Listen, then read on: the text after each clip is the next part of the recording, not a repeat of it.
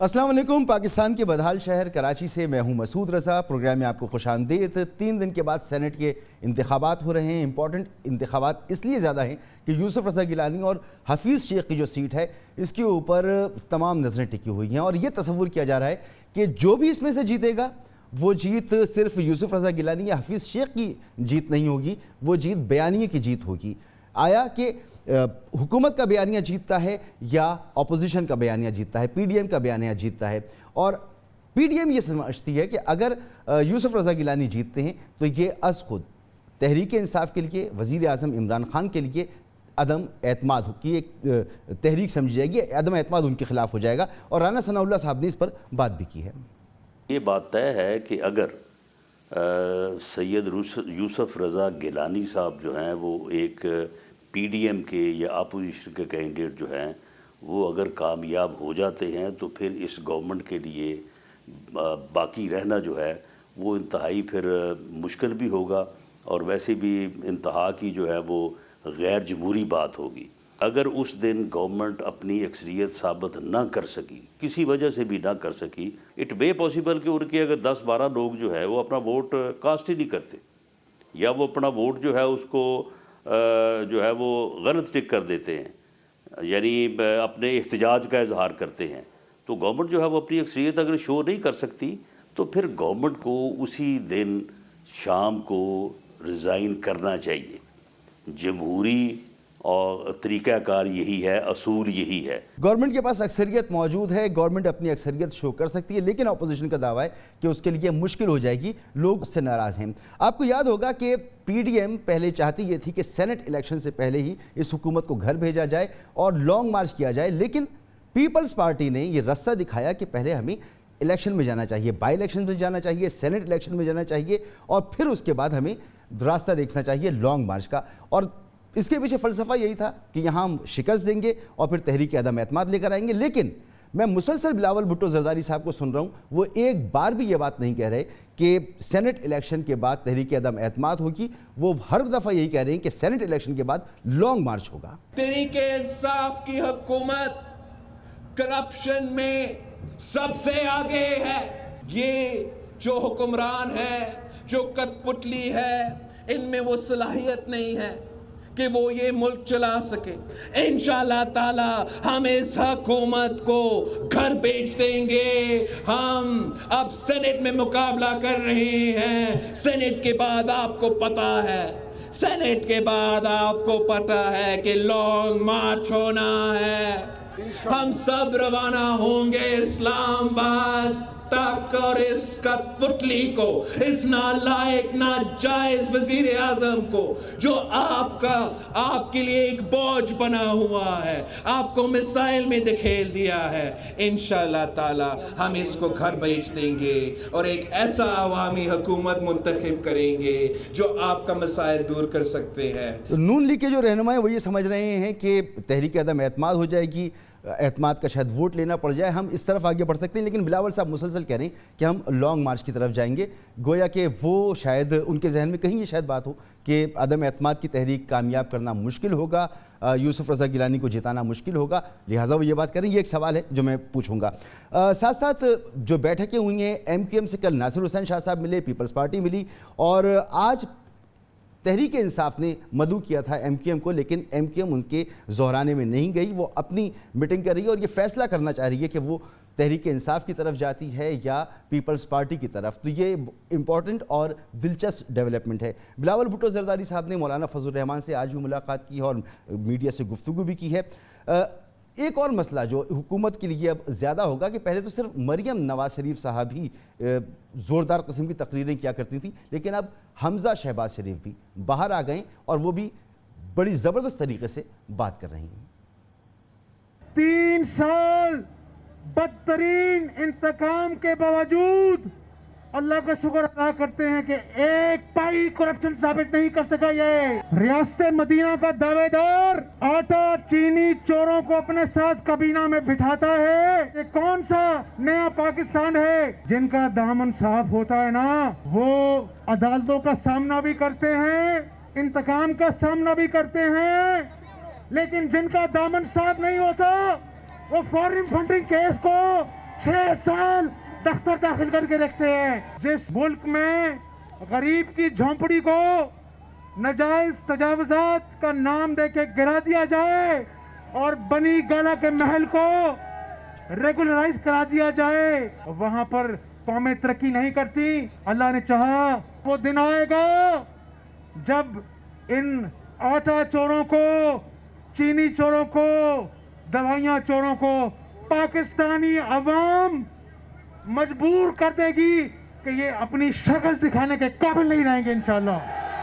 Senate election کے حوالے سے اطلاعات یہ ہیں کہ تجوریوں کے منہ کھول دیے گئے ہیں, آفرز کی جا رہی ہیں. جو ناراض اراکین ہیں اپنی اپنی پارٹی سے, ان کو یہ یقین دہانی کرائی جا رہی ہے کہ اگلے الیکشنز میں آپ کو سپورٹ دی جائے گی اور آپ کو دوبارہ ایوان میں لایا جائے گا. ہر طرح کی لالچ دی جا رہی ہے. یہ اطلاعات موجود ہیں.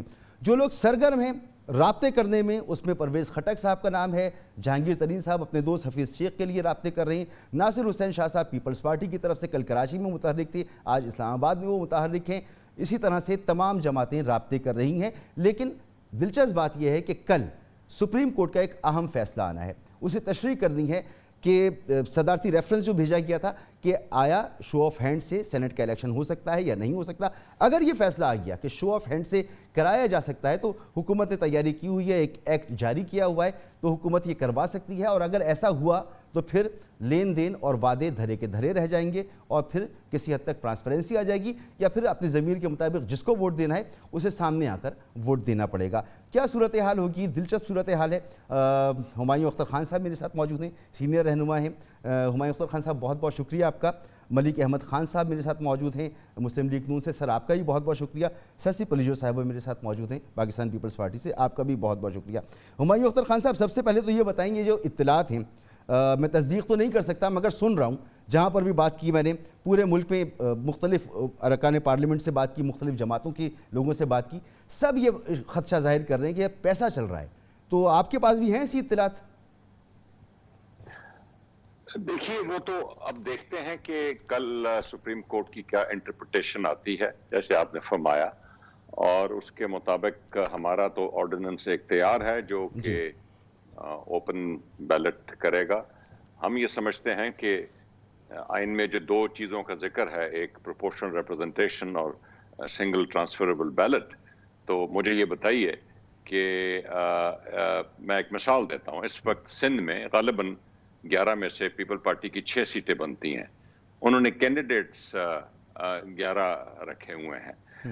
اگر پیپل پارٹی کے 6 سے زیادہ کینڈیڈیٹ آتے ہیں تو مسعود بھائی یہ آئین کی خلاف ورزی نہیں ہے. آئین تو پروپورشنل ریپرزنٹیشن کہتا ہے. آئین تو کہتا ہے کہ پیپل پارٹی کی اگر 6 سیٹیں بنتی ہیں تو وہ 6 ہی آنی چاہیے. تو اس کا مطلب ہے کہ یہ جو نظام ہے سیکرٹ بیلٹ کا, یہ تو آئین کے مطابق ہے ہی نہیں. بہرحال ہم نے سپریم کورٹ سے اپینین مانگا ہے, ہم اس اپینین کا انتظار کر رہے ہیں. سٹنگ گورنمنٹ ہے, آج تک نہیں ہوا مسعود بھائی. سٹنگ گورنمنٹ کہہ رہی ہے کہ جس کی جتنے سیٹیں بنتی ہیں, اور پنجاب میں ہم نے یہ کر دکھایا ہے. آئی تھنک سندھ کو اس سے سبق سیکھنا چاہیے. پنجاب میں پی ایم ایل این اور پی ٹی آئی نے مل کے اور یہ کر دکھایا ہے. اگر نہیں ہوگا تو دیکھیے اگلے 2 دن ہم سب شرمندہ ہوں گے, یہ قوم شرمندہ ہوگی جو اگلے 2 دن ہوگا پھر ادھر غالباً. کیونکہ آپ مرکز میں کیوں نہیں کر پا رہے سر؟ اور جو آپ نے مفاہمت یہاں کی ہے پنجاب میں, اب یہ ایک اور یو ٹرن نہیں ہے؟ عمران خان صاحب کو میں سناتا ہوں, وہ کہتے کیا رہے ہیں, سنیں ذرا. میں ہر قسم کی سوچ کے ساتھ بات کرنے کے لیے تیار ہوں, ہر قسم کے نظریے کے ساتھ میں بات کرنے کے لیے تیار ہوں, لیکن جو میں کبھی کسی قسم کی مفاہمت جو میں نہیں کروں گا, میں کبھی بڑے بڑے ڈاکوؤں کو این آر او نہیں دوں گا, میں کبھی چھوٹے چوروں کو جیلوں میں ڈالوں اور بڑے ڈاکوؤں کو این آر او دوں, یہ میں کبھی نہیں کر سکتا. آپ نے لانگ مارچ کرنی ہے, بشک لانگ مارچ کریں. آپ نے لانگ مارچ جدھر بھی کرنی ہے, میں آپ کی مدد کروں گا آپ کرنے کے لیے. لیکن اگر آپ الٹا بھی لٹک جائیں, این آر او نہیں دوں گا. سر مفاہمت نہ کرنے کی بات کرتے تھے اور ہم 2.5 سال سے زور دے کر کہتے تھے کہ مساق معیشت پر بات کر لیجئے، آپ کشمیر پہ بات کر لیجئے، آپ لا اینڈ آرڈر پہ بات کر لیں، دہشت گردی پہ بات کر لیں، دیگر معاملات پہ بات کر لیں، لیکن آپ کی طرف سے جواب آتا تھا کہ ان چور ڈاکوؤں کے ساتھ تو بیٹھنا ہی نہیں ہے، مفاہمت ہو ہی نہیں سکتی۔ سینٹ میں مفاہمت کیسے ہو گئی؟ یہ مفاہمت نہیں ہے، یہ ایک الیکٹرل پروسیس ہے جس میں آخر میں پیپل پارٹی نے بھی ایک کینڈیڈیٹ مناز صاحب کھڑے کیے ہوئے تھے، حالانکہ ان کی سیٹ ایک بھی نہیں بنتی تھی، انہوں نے وڈرا کیا اور یہ طے پایا کہ پنجاب میں اس طرح کی حرکات ویسے بھی مسعود بھائی کم ہوتی ہیں سینٹ کے الیکشنز میں، اور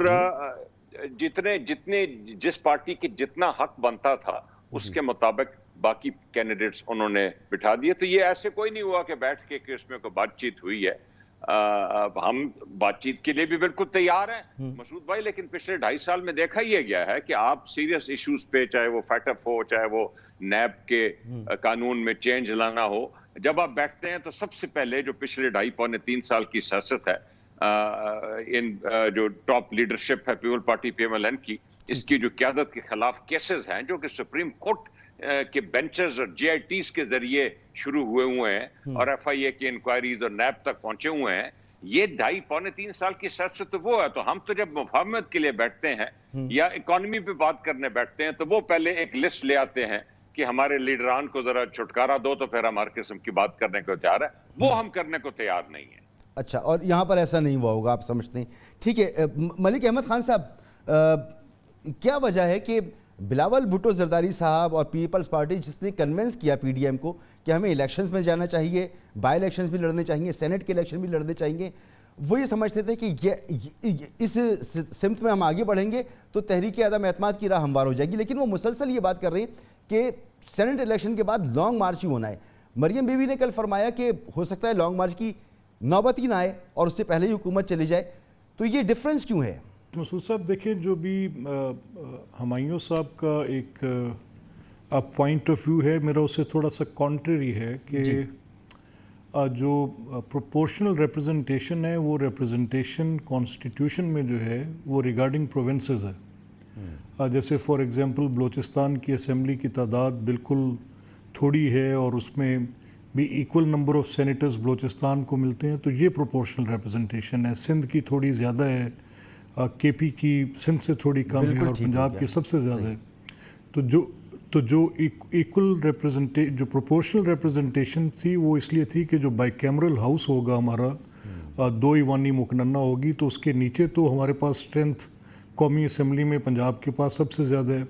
تو وفاق میں ایک ایسا ادارہ ہونا چاہیے جو ہماری چاروں اکائیوں کو ایک متناسب نمائندگی، ایک اس کے برابر جو سروں کی ایکول ریپرزنٹیشن اس کے مطابق وہاں پر ہے۔ تو اس کا پولیٹیکل پارٹیز کے ساتھ کوئی تعلق نہیں ہے، کوئی زبان سے تعلق نہیں ہے، کوئی نسل سے تعلق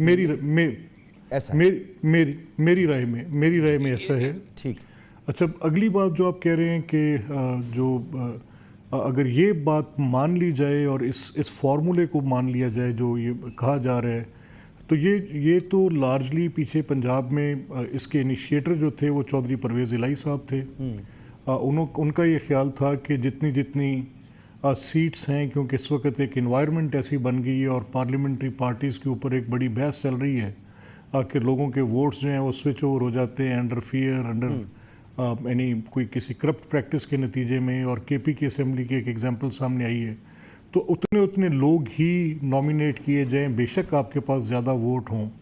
مسلم لیگ نون کے پاس جو ووٹس تھے وہ تقریباً 28 کے قریب اپنے ان 3 کینڈیڈیٹ سے زیادہ تھے، اور اسی طرح جو PTI تھی ان کے پاس بھی کچھ ووٹ زیادہ تھے، جو کہ ہمارے سے بھی 5 یا 7 ووٹ زیادہ تھے۔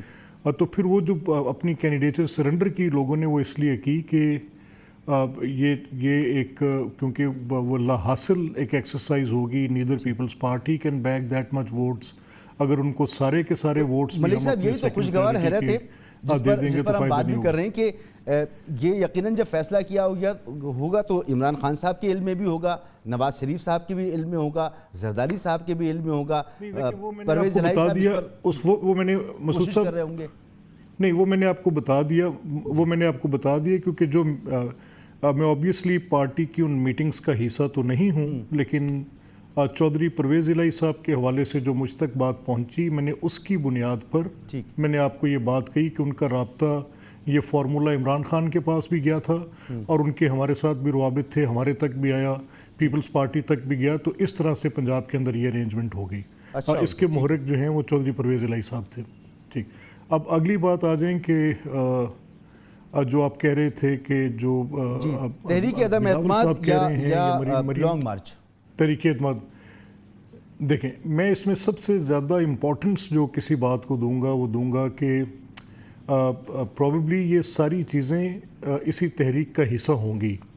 अगर सेनेट के इलेक्शन में गवर्नमेंट अपनी मेजॉरिटी लूज़ कर जाती है इन कैपिटल, जो कि वोट सिर्फ नेशनल असम्बली के कास्ट होने हैं उस इलेक्शन के लिए, तो उससे तसव्वुर ये किया जाएगा गो कि वो प्राइम मिनिस्टर के ऊपर डायरेक्टली तो उनकी आइनी या उनकी उस लीडर ऑफ द हाउस की पोजीशन को उस तरह से मुतासिर नहीं करेगी, लेकिन morally then he will be under a tremendous pressure कि वो सेनेट के उस इलेक्शन में जिसके वो लीडर ऑफ द हाउस हैं वो अपना कॉन्फिडेंस लूज़ कर गए हैं फ्रॉम मेजॉरिटी, तो शायद he will be N under obligation to go for a fresh vote of confidence. तो ये इसकी जो एक शक्ल बन सकती है जो हमारे सामने नज़र आ रही है। ठीक है। दूसरी जो लॉन्ग मार्च की बात है, लॉन्ग मार्च के साथ क्योंकि हम इस बात पे मुत्तफिक हैं पीडीएम की पॉलिटिकल पार्टीज़ कि ये जितनी भी इस वक्त मिस गवर्नेंस है और लोगों की अवामी तकलीफ़ है, अगर इसमें कोई, क्योंकि ये इलेक्शन है, इट कुड बी एनीबडीज़ इलेक्शन, क्योंकि तहरीक इंसाफ के पास सिंगल हैंडेडली तो इतनी नंबर ऑफ सीट्स नहीं है, अलायंस के साथ हैं, तो अलायंस के साथ पीपल्स पार्टी और पीडीएम ये दावा कर रही है कि हमारी भी कोई एमक्यूएम के साथ आपने देखा उनकी कल मीटिंग हुई, वो गवर्नमेंट के अलायंस में हैं। जीडीए की सपोर्ट यूसुफ रज़ा गिलानी साहब इंडिविजुअली अपनी अजीज़दारी और तल्लुक़ की बुनियाद पे क्लेम कर रहे हैं कि उनके साथ उनका बहुत गहरा तल्लुक़ है।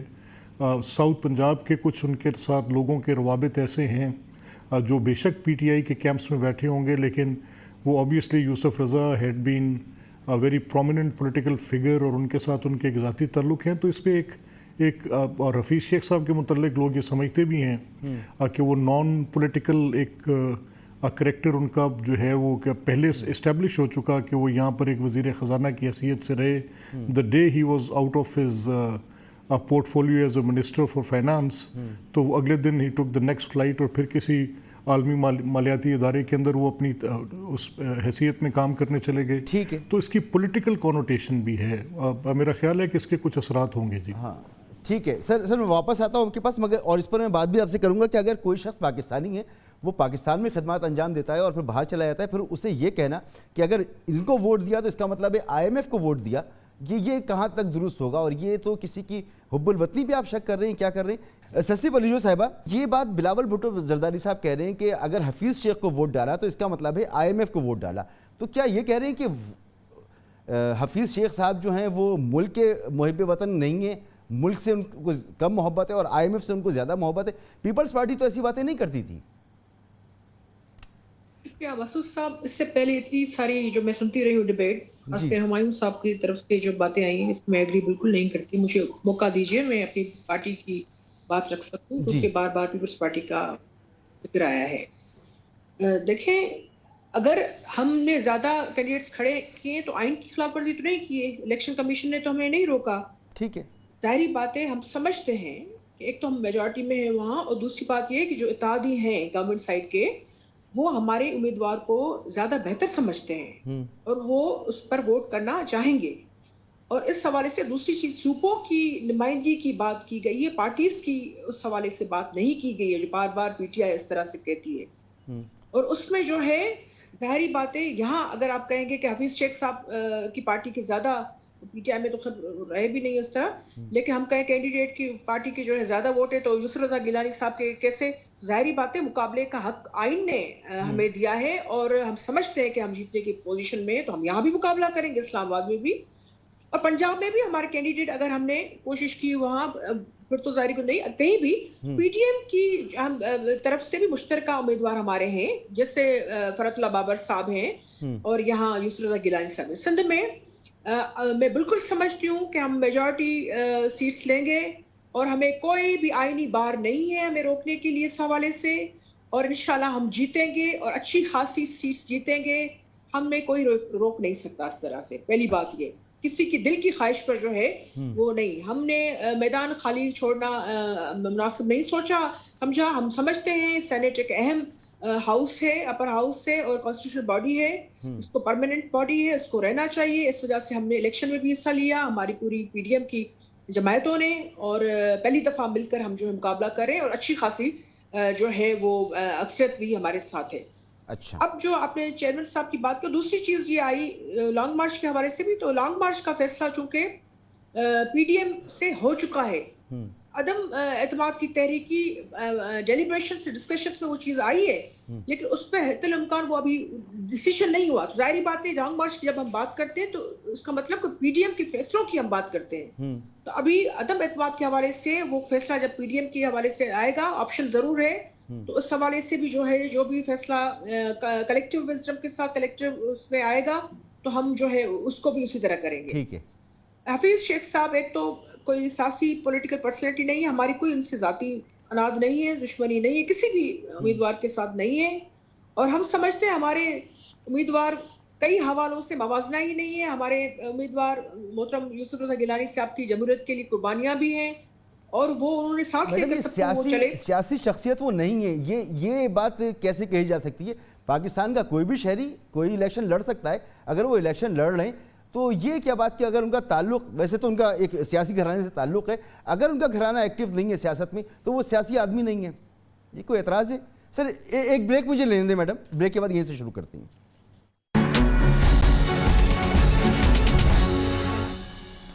پروگرام میں ایک بار پھر خوش آمدید. سیاسی پروڈیوسر صاحب آپ سے بات ہو رہی تھی, یہ حفیظ شیخ صاحب جو ہیں کیا یہ محب وطن نہیں ہیں, یہ پاکستانی نہیں ہیں؟ اگر ان کا گھرانہ سیاست میں ایکٹیو نہیں ہے تو یہ سیاسی آدمی کیوں نہیں ہے, یہ کیوں الیکشن نہیں لڑ سکتے, ان پر تنقید کیوں؟ اور اس حوالے سے کہ ان کو ووٹ دیا تو آئی ایم ایف کو ووٹ دے دیا, یہ کسی پاکستانی کے لیے کہنا.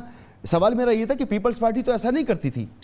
دیکھیں حفیظ شیخ صاحب کا یوسف رضا گیلانی صاحب سے کوئی موازنہ نہیں ہے, ان کی کوئی بیک گراؤنڈ پولیٹیکل اس طرح نہیں ہے, اور سب کو پتہ ہے یہ یوسف رضا گیلانی صاحب منجھے ہوئے سیاستدان ہیں, ان کی بڑی قربانیاں جمہوریت کے لیے. ابھی بھی جمہوری قوتوں کی طرف سے وہ امیدوار ہیں, انہوں جو پارلیمنٹ میں بھی تھے تو سب کو ساتھ لے کر چلے, اور وہ جو ہے ہر طرح سے انہوں نے آئین کی اور جو ہے پاکستانی کے پارلیمنٹ کے اصولوں کی. تو میرے خیال میں, اور وہ ہر جگہ عوامی نمائندہ ہیں, وہ الیکشن لڑتے رہے ہیں اور وہ جیلوں ریلوں سے گزرے ہوئے ہیں. لوگ ان کو پسند کرتے ہیں, نہ صرف ان کی پارٹی میں, پارٹی سے بالا تر ہو کر کسی ایک ادارے کی وجہ سے, انٹرنیشنل ادارے کی وجہ سے ان کا نام نہیں ہے. ان کی اپنا سیاسی قد بوتے ہیں, اور ان کو نہ صرف سیاسی لیکن سماجی اور مذہبی حلقوں میں بھی ان کی جو ہے وہ اچھی خاصی ہے کانٹیکٹ سے دوستیاں ہیں, پذیرائی ہے. تو ہم سمجھتے ہیں ہمارے امیدوار جو ہے زیادہ متحرک بھی ہے اور ان کو جو ہے پسندیدہ بھی ہے, تو ووٹ پڑیں گے. چلیں, یہ آپ ایسا سمجھتی ہیں, ٹھیک ہے. ہمایوں اختر خان صاحب آپ کی طرف آتا ہوں, لیکن ملک صاحب سے مجھے ذرا پوچھ لیں. ملک صاحب, مجھ جیسے ایک عام پاکستانی کے لیے بہت امپورٹنٹ ہے کہ یہ وہی یوسف رضا گیلانی صاحب ہیں جن کے لیے نواز شریف صاحب کہتے تھے کہ یہ ملک کی دولت وطن میں واپس آ سکتی ہے لیکن یہ اس کی راہ میں رکاوٹ بنے میں, یہ کرپشن کو سپورٹ کر رہے ہیں. یہی یوسف رضا گیلانی صاحب ہیں جن کے بارے میں ترکی کی خاتون اول کے ہار کا معاملہ ہے کہ وہ قومی خزانے سے اس کے پیسے ادا کیے گئے لیکن وہ ساتھ لے کے اس کو چلے گئے, اور پھر وہ کیس چل رہا ہے.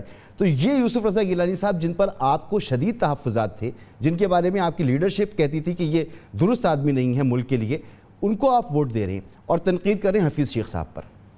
میرا آرگومنٹ تھوڑا سا اس طرح سے ہے کہ دیکھیں, جو پولیٹیکل پوزیشننگ ہوتی ہے وہ الیکشنز میں بڑی امپورٹنٹ ہوتی ہے.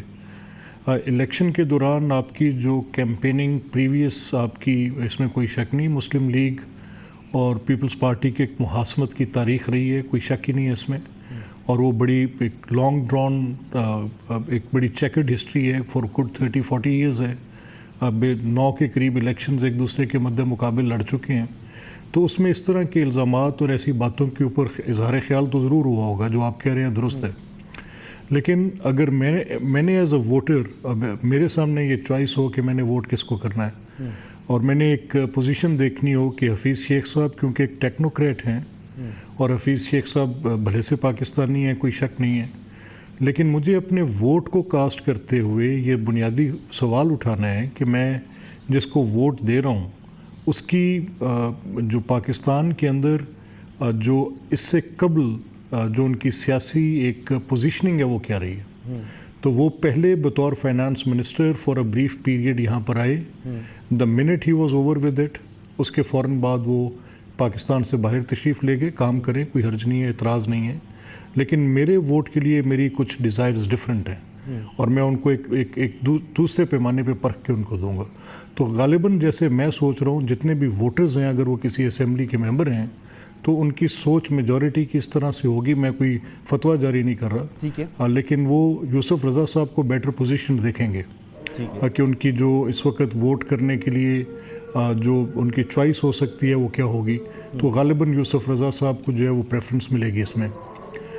دوسری جو آپ نے بات کی کہ آئی ایم ایف کا کہنا ان کو بالکل یہ بات، کیونکہ تاریخی اعتبار سے ہم نے ایسے دیکھا ہے کہ ہمارے جتنے بھی یہ فائنینشیل وزٹس آتے ہیں، فائنینشیل جو ٹیکنوکریٹس آتے ہیں ڈفرینٹ بینکس کے اندر کام کرتے ہوئے، عالمی مالیاتی اداروں کے اندر کام کرتے ہوئے، تو ان کی جو بھی ان کی رجیم ہوتی ہے جس میں جیسے آج کل وہ پی ٹی آئی کی گورنمنٹ کے ساتھ ہیں، تو وہ پولیٹیکل ایک جو ایک کنٹرول پرووائڈ کرنا ہوتا ہے اور جو ریلیف عوام کو دینا ہوتا ہے اس کی نسبت ان کا ایگریمنٹ ان عالمی مالیاتی اداروں کے ساتھ زیادہ ہوتا ہے. رادر وہ پبلک ایٹ لارج کو ریلیف دینے کی نسبت ایک ریفارم کے نام پہ اس عالمی مالیاتی ادارے سے جس سے آپ کچھ تعاون کی توقع رکھتے ہیں ان کے ساتھ وہ زیادہ تھوڑے سے ایسوسیٹیڈ نظر آتے ہیں. تو یہ شاید اس بحث کا رخ ہے اور غالباً یہ درست بھی ہے. سر مجھے ایک بریک کی طرف جانا ہے اور اس بحث کا رخ شاید ایک یہ بھی ہے یہ کہ یوسف رضا گیلانی صاحب جو ہیں ان کی تمام وفاداریاں آصف علی زرداری صاحب کے ساتھ ہیں. ان کے جو کوٹیکنا اور S G S reference case کے حوالے سے جو ان کا کام تھا وہ ہمارے سامنے ہے. کس طریقے سے ان کو عدالت نے گھر بھیجا یہ بھی ہمارے سامنے. ہار کا معاملہ اوپن اینڈ شٹ کیس ہے وہ ہمارے سامنے. لیکن یہ کل مسائل تھے آپ کے لیے، آج یہ مسائل نہیں ہیں. آج آپ کا موقف بالکل بدلا ہوا ہے. تو یہ بھی ایک بحث کا موضوع ہے. اور حفیظ شیخ صاحب چلیں کہیں پر بھی کام کرتے ہوں پاکستانی ہیں اور ان کی جو زیادہ لائلٹی ہے وہ اگر ہم کسی ادارے سے جوڑ دیں، بین الاقوامی ادارے سے جوڑ دیں اور پاکستان سے نہ جوڑیں تو یہ بھی ایک بحث کا موضوع ہے. آگے اس پہ بات کرتے ہیں ایک بریک کے بعد.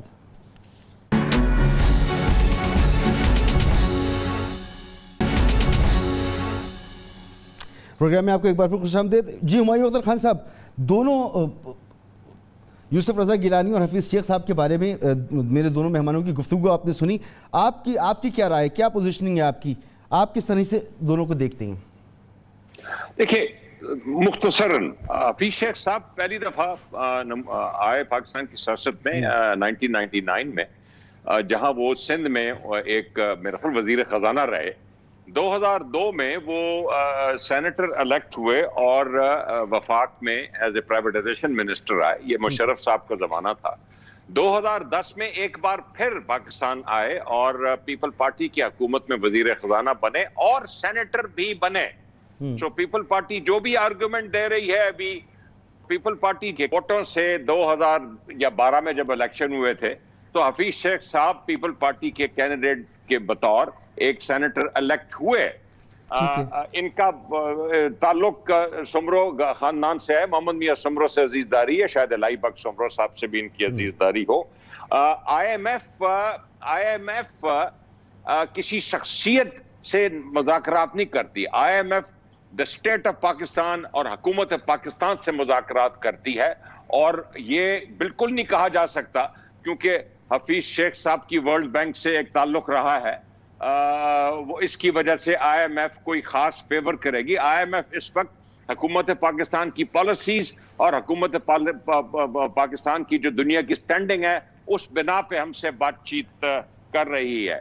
جہاں تک ووٹنگ کا تعلق ہے، یاد رکھیے اگر کل فیصلہ آتا ہے اوپن بیلٹ کا تو حفیظ شیخ صاحب الیکٹڈ ہیں، ورنہ बड़ी बदकिस्मती होगी हमारी कि नेशनल असेंबली में ये हॉर्स ट्रेडिंग एक बार शुरू हो। एक बात याद रखिए कि आप अगले इलेक्शन में 2023 के इलेक्शन में जो भी सीट PMLN ऑफर करेगी हमारे मेंबरान को या पीपल पार्टी करेगी, हमारे मेंबरान जो हैं वो 5-5, 10-10 लाख वोटों के हल्के से इलेक्ट होके आते हैं। वो नादान नहीं है, उनको पता है कि आज का सियासी पार्टी का वादा 2.5 साल बाद उनकी जो फोन कॉल है उसका जवाब भी नहीं दिया जाएगा, उनको ये मालूम है। अच्छा वादे जो हैं इन लोगों के बहुत अच्छी तरह, एक तो बात बहुत अच्छी तरह एक और मालूम है। मसला भी है ना कि अब MQM जो है उससे कल पीपल्स पार्टी की मुलाकात हुई, MQM आज आपके जोहराने में नहीं गई।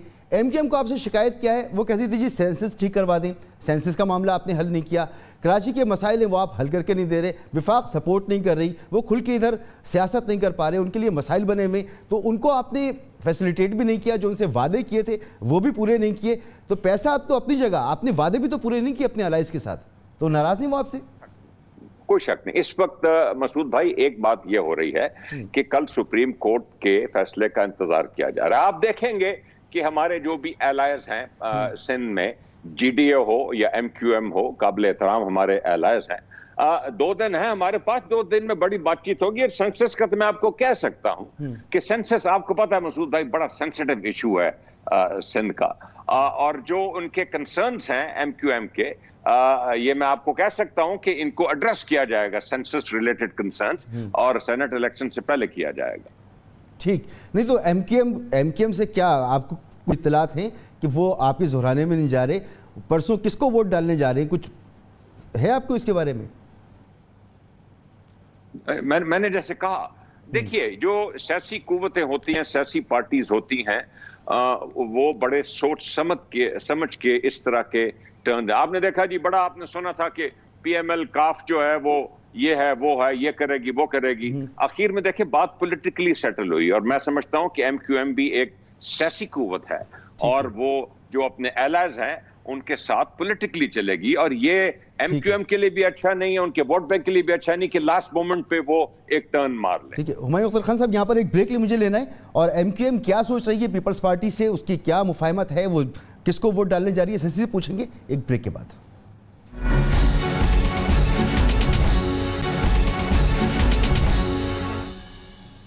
प्रोग्राम में आपको एक बार फिर खुशामदीद। शशि पल्लू साहब, मुझे अंदाज़ा है शायद आप बराह रास्त तो इन मीटिंग्स वगैरह का हिस्सा ना हो, लेकिन पार्टी में क्या अंडरस्टैंडिंग मौजूद है कि MQM के साथ अगर डील हो सकती है सेनेट इलेक्शन के हवाले से, तो सूबे के अंदर भी कोई एडजस्टमेंट हो सकती है? पहले बात होती रही है कि MQM को वजारतें दे दी जाएँ, तो MQM के साथ आपका ताल्लुक बन सकता है, इसमें पेशरफ्त हुई है?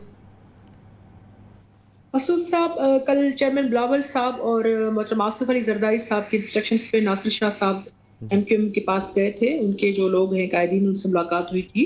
आज MQM मीटिंग भी करेगी, देखते हैं, उनका राइट है जो भी फैसला करे, लेकिन बिल्कुल MQM हमारे साथ इत्तेहादी रही है, कैबिनेट का कई मरतबा हिस्सा भी रही है, और सिंध में शहरी इलाकों में जितना भी मैंडेट है, ज़्यादा तो PTI ने उनका स्पेस ले लिया जिस भी तरीके से, बहरहाल। लेकिन मैं अब जो ये थोड़ा सा इसमें बात शामिल करना चाहूँगी, क्योंकि MQM की बात हो रही है, सिंध की बात हो रही है, तो हुमायूं साहब ने अभी सेंसस की भी बात की, तो सेंसस उन्होंने कहा बड़ा सेंसिटिव इशू है। देखिए ये बिल्कुल संजीदा नहीं है PTI और MQM को बिल्कुल रिजर्वेशन है, लेकिन सिंध के लोगों के जनरली देखा है सबको है। वो 5% हमने रैंडम वे में जो बात की गई उस पर भी अमल नहीं किया गया। कैबिनेट कमेटी ने बैठकर वो जो सेंसस को वो कर दिया है, हालांकि CCI में, क्योंकि फेडरल लेजिस्लेटिव लिस्ट 2 का ये हिस्सा है, सेंसस को जो वैलिडेशन होनी होती है वो आपको आईनी तरह से, CCI वो कॉन्स्टिट्यूशनल फोरम है, उस पर अभी तक ये PTI उससे जाने से वो कतराती है। CCI की अभी भी मीटिंग होनी थी, वो भी उन्होंने फिर कैंसिल कर, उनको पता था ये सेंसस वाली चीज आएगी, और उसमें पीपल्स पार्टी और MQM जो है जाहिर बात है वो अपनी बात रखना चाहते हैं। तो खैर एक तो ये चीज हो गई कि मैं थोड़ा सा इसमें क्लियर करना चाह रही थी कि ये इनके साथ नाइंसाफी हुई है और उसको जो है जाहिर बात है वो ठीक करना होगा। दूसरी चीज ये यूसुफ रजा गिलानी साहब के हवाले से बार बार सारे केसेस का मुकाबला यूसुफ रजा गिलानी साहब ने किया है, और अदालतों से जो है हमने उनका सामना, कहीं से हम जो अदालतों से भागे हुए नहीं है, हमें यही बैठकर, और आसिफ अली जरदारी साहब के तकरीबन अल्लाह का शुक्र है कि वो बरी हुए हैं, اور ایک یعنی نہ کیے ہوئے گناہوں کی بھی سزا انہوں نے کی اور پائی، اور 11 سال 12 سال جیل میں رہے ہیں، اور یوسف گیلانی صاحب بھی پھر بھی کھڑے رہے ہیں اور ہم ان کی ہمت کو داد دیتے ہیں۔ تو یہ پھر سے میں کہتی ہوں ہمارے امیدوار تگڑے ہیں، برجستہ ہیں، اور سیاسی ایک جمہوری قوتوں کا حصہ ہیں، وہ ضرور جیتیں گے، اور کوئی آئین ہمیں وقت ختم ہو گیا میرے پاس، آپ نے بھرپور دفاع کیا۔ مسئلہ ہمارا یہ نہیں کہ خدا نخواستہ یوسف رضا گیلانی صاحب سے کوئی مخاصمت ہو، معاملہ یہ ہے کہ آپ ہی لوگ جب ایک وقت میں کسی کو بالکل چور، ڈاکو، لٹیرا اور ملک دشمن سب کچھ قرار دے دیتے ہیں، سسٹم کے لیے خراب قرار دے دیتے ہیں، ہم آپ پر یقین کر لیتے ہیں، اور پھر کچھ عرصے کے بعد آپ کہتے ہیں وہ تو سیاسی نعرہ تھا، وہ تو سچ تھا نہیں۔ تو آج جو کچھ آپ کہہ رہے ہیں اس پر ہم کیسے اعتبار کریں، یہ اصل سوال ہوتا ہے۔ تو وقت میرے پاس ختم ہو گیا، یہیں پر اسی نقطے پر گفتگو کو میں سمیٹنا چاہوں گا۔ مجھے اجازت دیجیے۔ ہمایوں اختر خان صاحب، ملک احمد خان صاحب، سسری پلیجو صاحبہ، آپ کا بہت بہت شکریہ۔